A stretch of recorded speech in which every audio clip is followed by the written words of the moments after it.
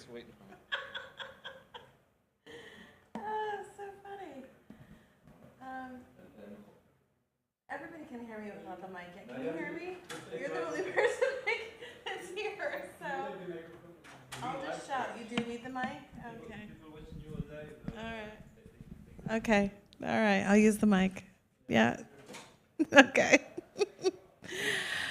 Well, thank you for those of you who stuck around. 6 o'clock is a bit of the graveyard hour. I'm Teana Baker-Taylor, and I lead policy and regulatory strategy at Circle. And I'm going to be giving a talk today on essentially what's happened in the regulatory climate over the last couple of years and where we're headed toward now, and how this either provides a barrier to entry or perhaps a aid to adoption. So I'll leave it to you to decide. Essentially, we're going to cover kind of the evolution of regulatory tension, what it looks like today, and what the future holds through the lens of regulation, governance and trust, and risk management. So the regulatory attention today, up until today, has consisted of essentially, countries being really quite slow to wake up to the development of crypto assets and what they could potentially mean for financial services and other uses across blockchain technology. Countries first started making statements around crypto during the 2013 bubble, so that's when it first became on everyone's radar. And these primarily consisted of warnings to investors about the risks associated with crypto, primarily Bitcoin, so not good signals. These charts that you'll see are from the Cambridge Center for Alternative Finance's regulatory report that they produced a couple of years ago. The first regulatory authorities to issue statements about crypto tended to be central banks through the lens of what is money, followed by government departments and then financial supervisory authorities. And what's notable here is that until this point, we kind of saw a broad aggregate of regulators looking at crypto, but little activity from legislators, and that becomes important later.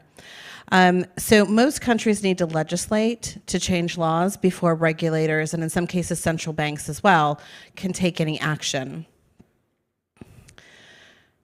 One of the key challenges that the industry and authorities have both struggled with is taxonomy. So what do we call things? And if we don't all use the same language about what these assets are, then it gets really confusing for everyone. So we've seen pretty significant changes in regulators' terminology over time, and this is due to, in my view, ongoing engagement and education with those regulators so that they understand how these assets are different and how they work, and how they differ also from fiat money. In the early use of virtual currency, you see there's a huge proponent of agencies using that language, really kind of conveyed a really unserious implication.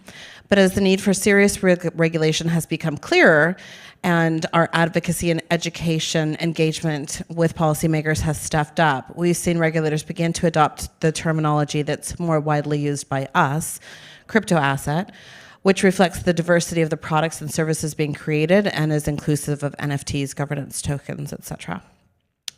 So this is critically important when it comes to actually legislating the rulemaking that regulators will be working from. So we've jumped from 2017 to 2019, and we start to see countries taking regulatory actions. So as we know, early approaches to crypto asset oversight and regulation were primarily focused on square peg, round hole approach, just kind of wedge it in there. And countries were trying to make use of the regulatory frameworks that they already had in place.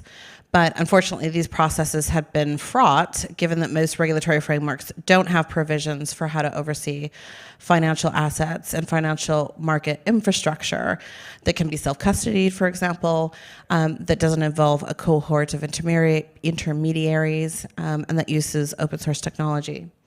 So jurisdictions with lower adoption rates reacted more slowly, and they were more likely to ban usage because it was easier than addressing the issue, given the exposure to crypto was lower in their countries. So you can see here about 11% of lower adoption countries attempted to take a bespoke approach. But even in jurisdictions where adoption was higher, there was a moderately higher attempt to address regulating crypto through a bespoke regime, only 19%. Okay, so this map gives us kind of a flavor, a bit of a heat map across the state of regulatory play in May 2019. So we've jumped ahead 2 years. It doesn't detail which regimes are bespoke or new or retrofit, but it does show how the world is reacting at this particular moment in time to rulemaking for crypto. So until this point, smaller jurisdictions like Switzerland, Malta, Gibraltar, and Bermuda had really led the way in outlining regulatory regimes.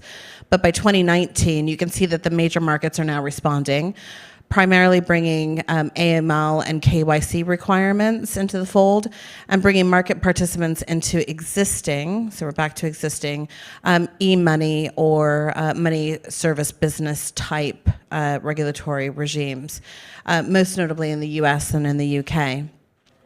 For me, Japan is notably missing from this map. Japan led the industry in combining bespoke regimes with a really unique model for regulatory oversight. And they did that through an SRO, which is a self-regulating organization. So essentially what they did was they took the regulator, the FSMA, basically appointed the country's trade body and said, you oversee the industry, and here's a guideline and a set of rules that you need to enforce.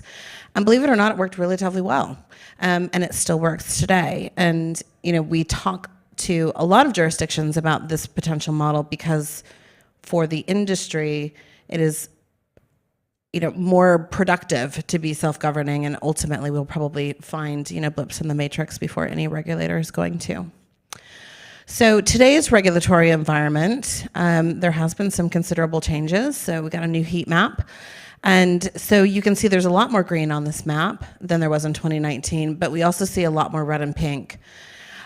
So recent amends to this map that I would have made if I had more time were that Russia should really be red, based on the new law signed by Putin this week, excuse me, effectively banning the use of digital assets for payment or goods and services in Russia. And while it's not an outright ban, it's a continuation of anti-crypto policies laid out in their digital currency bill, which was introduced last year, I think, but was amended last year. So it was introduced 2 years ago and amended last year to really curtail crypto trading and mining. There's been positive development in the Nordics, South America, and the Middle East. But one thing that is certain when you look at this map is that there is a lot more color and a lot less gray areas. So regulators have absolutely woken up. And not only have they woken up, but we're starting to see new legislation. So in the beginning, I said lots of kind of regulatory retrofitting because there wasn't legislation. And legislation is what gives us the opportunity to have bespoke frameworks. So now we're starting to see policymakers or lawmakers kind of wake up, and standard setting bodies more in major markets with a focus on bespoke treatments for crypto. So just in the past 12 months, we've seen the US President's Working Group report on stablecoins. I actually expect that a bill will be leaked this week from that President's Working Group FSOC review to regulate stablecoins in the US. There's been major congressional hearings on crypto. The Fed published a CBDC paper. The ECB has announced a CBDC trial as well. The UK, just today, about an hour ago, proposed the Financial Services Markets Act, which is going to bring stablecoins and crypto asset advertising into the regulatory perimeter. MiCA was approved last month. Yeah, we're in July. So there's a lot of things happening here.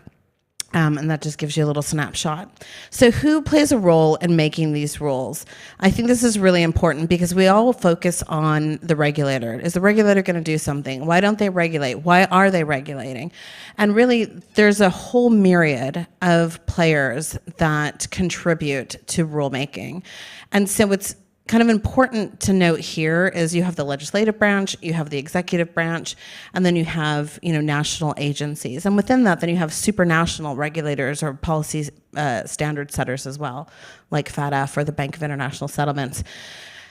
And what we've seen over the course of the last couple of years is they've all become quite competitive with each other, right? Everybody now wants to be the first to issue rules. And so through that, we're starting to see legislators actually push back in a number of these cases, namely in the US, the UK, and the EU, basically making new laws instead of allowing regulators to retrofit.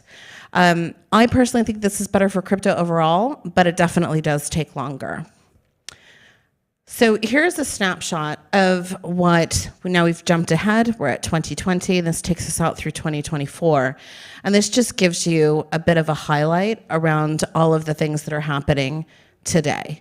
And you can see there's a lot, right? So this is a tiny, tiny snapshot. So the plethora of regulatory and notable now legislative activities being undertaken has exploded. So I talked about the President's Working Group. There's a number of bills in here that have been introduced in the US. So the Digital Commodities Exchange Act would basically give the CFTC a lot more permissions than the SEC, kind of ending the debate around what's a security and what's not, and focusing on what's a commodity. Really interesting bill. The Responsible Financial Innovation Act, you probably have heard of it as the Lummis Bill or the Lummis-Gillibrand Bill. So that came out recently and is being debated. Today we expect a bill from the House Financial Services Committee to be leaked from Maxine Waters and Representative McHenry on stablecoins. So there's a lot of legislative action. I talked about the UK's legislative action, I talked about MICA, but then you can also see there's other activities here. France put in place a crypto asset framework. Singapore has become a lot more, has done more scrutiny around what they're allowing, and they've banned crypto advertising, similar to what the UK has done. So this is just to give you a sense of kind of what's happening in the space and how things are heating up.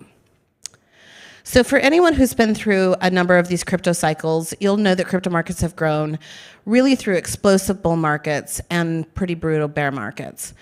And the last bull that we experienced, I believe, was a direct result of what I call the cleansing that took place during the last crypto winter. And the opportunistic and value bereft token projects basically evaporated and were replaced with a period of building, which resulted in a litany of new products and services.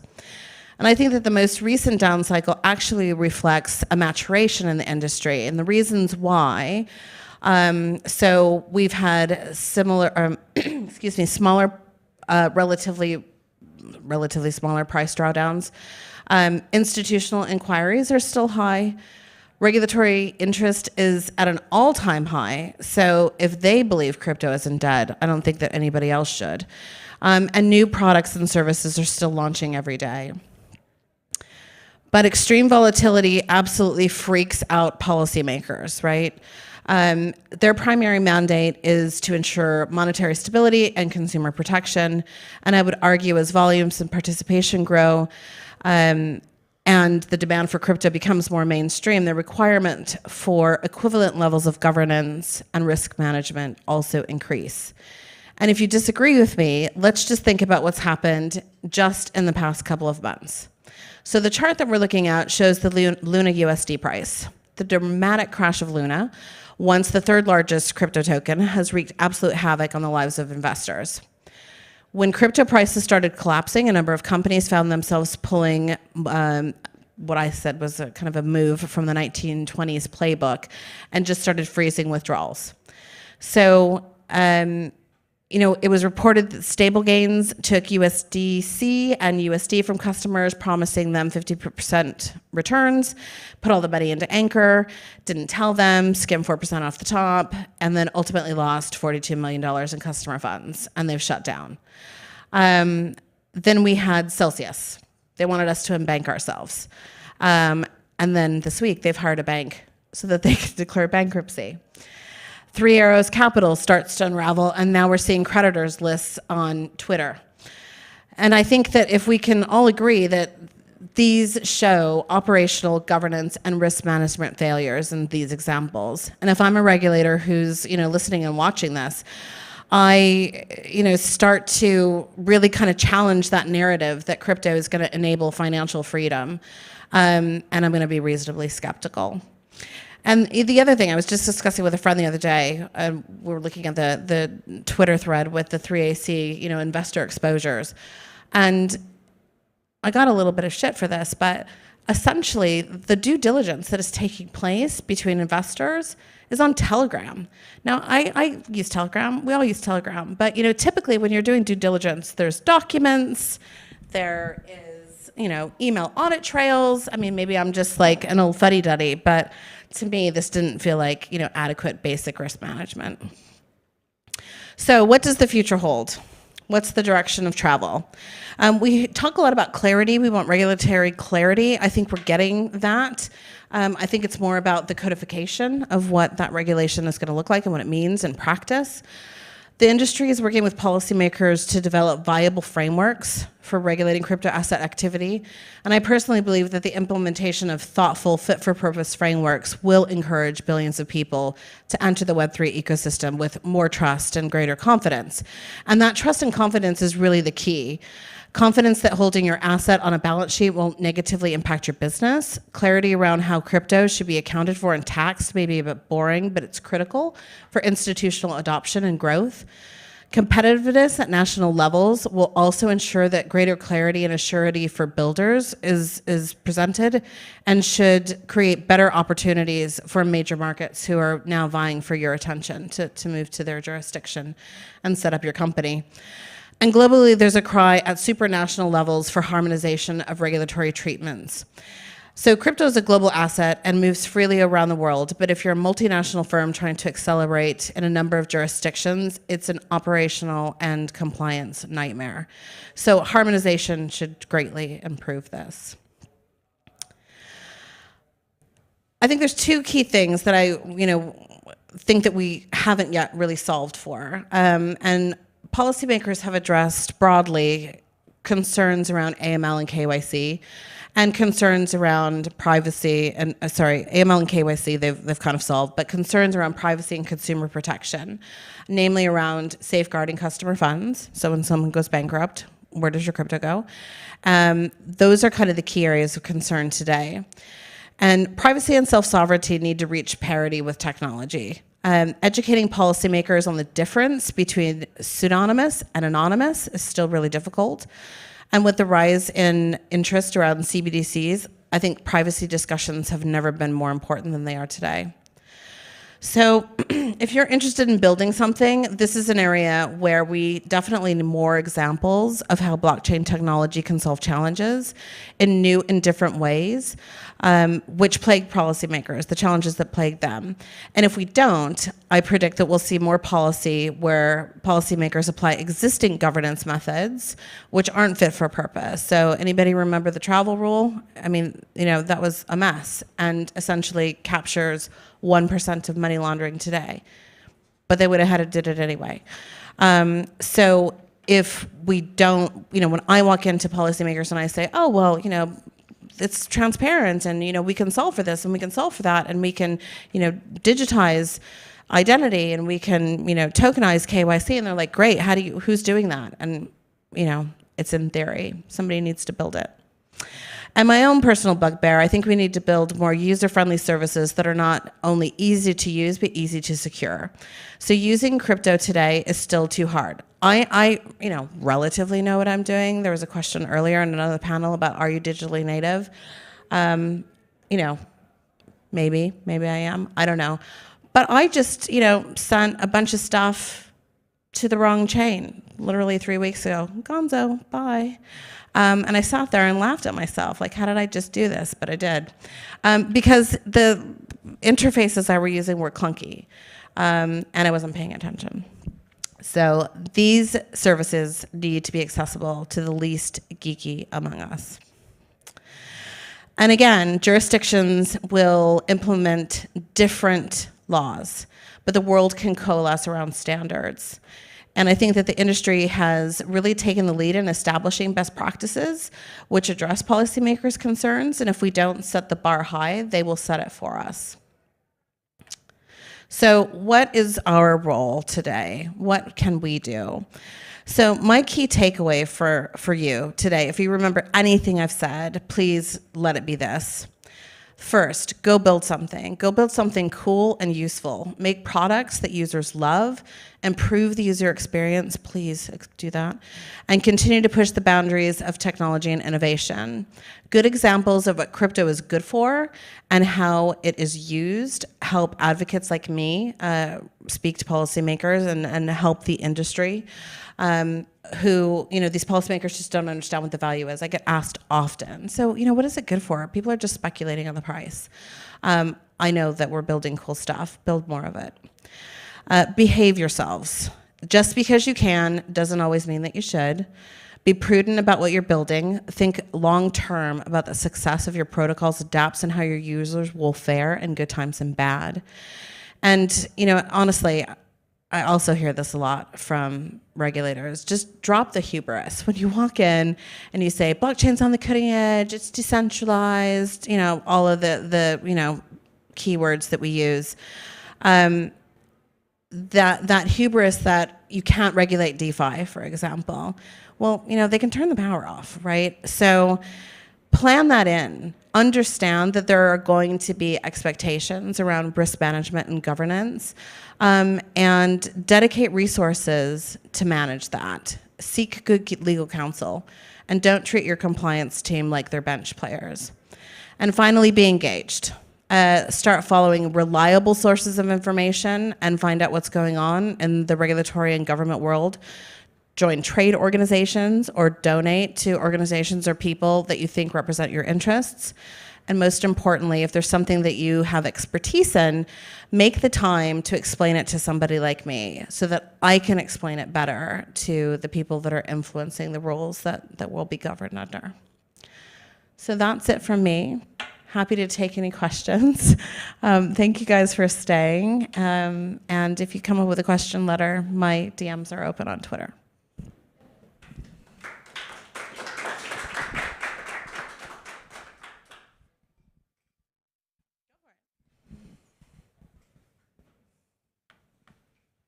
Thank you for this presentation.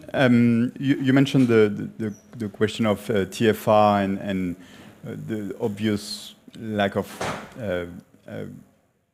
the crypto technological sensible approach that there is. Do you have some work inside Circle on being more proponent? Because I think a lot of regulation are a bit by default applying all recipes in a sense, or have you identified places or trade organization where you find the possibility to suggest that? Because as you was underlying, I think in your presentation, is also a lot of DeFi protocol don't make the effort to really propose something, which I think should be the work. But yeah. Yeah. So, I think that from the kind of trade body or advocacy space, that has also improved a lot. There are, for DeFi specifically, there's the DeFi Education Fund. They do a lot of work globally. And a direct result of active advocacy, you mentioned the TFR. So everybody doesn't know, within Europe, kind of adjacent to the crypto asset bill that they pushed forward, there was a transfer fund regulation, which basically detailed what information I needed to send during a transaction, and similar to the FATF travel rule. And they wanted to have no de minimis on transactions. So basically, every single transaction that was ever sent from any exchange. And they wanted to ban, basically, exchanges being able to send transactions to a unregistered, unhosted wallet. So that's like your personal Trezor, right? Or your ledger. And so that would have been disastrous, right? That bill basically was amended in the very, very last, minutes, the last weeks running up to it being implemented and voted in, because the industry spoke up. And they did that through a couple of different avenues, and DeFi Education Fund was one. I personally have done a lot of work with FATF, And FATF was looking to, in this cycle, so this year in June, their new guidance came out, and they had intimated that they were going to look at addressing how they were going to regulate DeFi and NFTs. And so we spent basically 6 months negotiating with them to say, look, we don't even know enough about how these assets could potentially work. And so if you start putting rules around them now, they're going to be preemptive, they're going to be not fit for purpose, and they're going to stifle innovation. And so FATF backed off.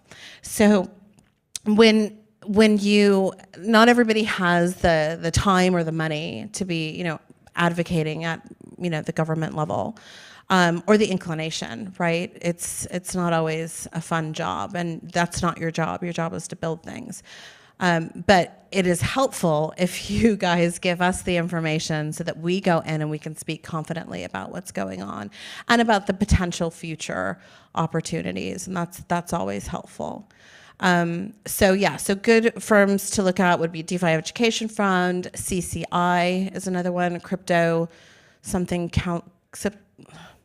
Google CCI, I can't remember what it stands for, Crypto Council for Innovation, I think.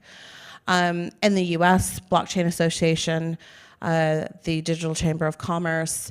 In the UK, there's Crypto UK, there's Blockchain for Europe. There's a number of organizations that you can contribute to that are having these conversations on a daily basis.